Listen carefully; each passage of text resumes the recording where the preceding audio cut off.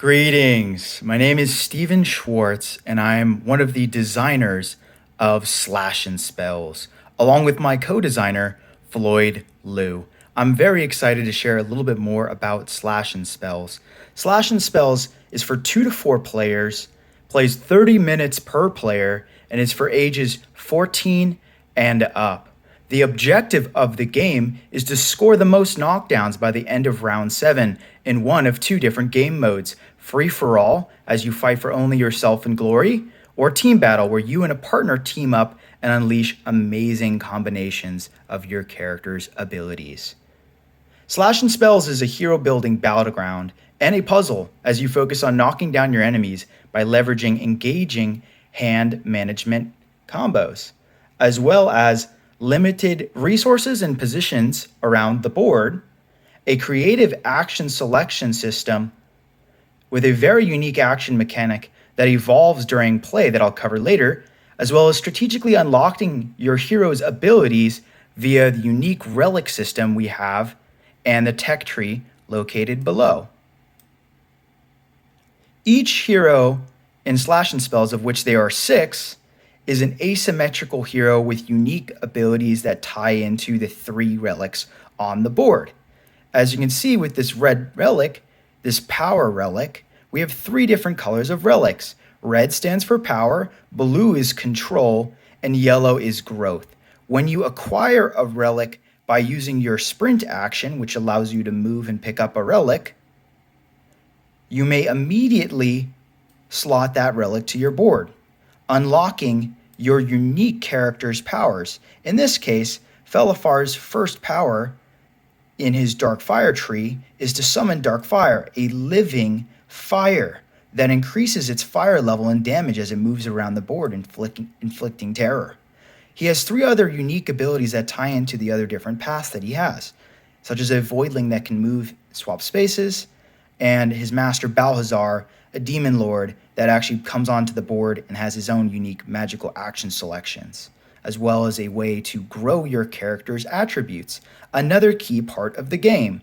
Your character will have a health attribute, a speed attribute, and a might attribute, as well as an energy management resources listed here.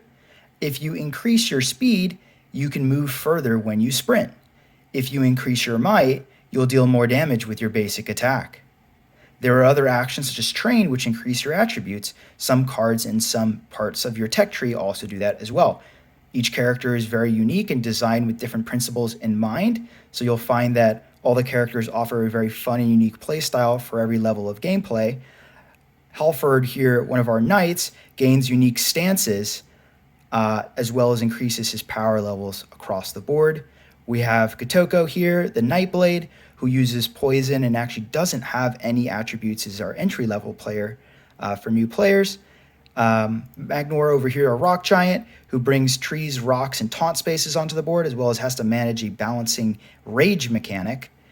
And Risha over here, our druid character, who brings 3 different primal familiars onto the board that she can become and become part of them. It's a very unique hero system, and one of the things that makes it so special on top of everything I've shared so far is our action selection system ties into card play. When you're playing a card, it's the primary way to reduce an opponent to 0. You'll see a base damage in range. If you meet the range, you may deal that base damage. It costs 3 energy for this card, 4 energy for this card, and 3 energy for this card, located in the top right. When you play the card, you gain everything from the top down, and when you play it, it remains in your action selection tableau.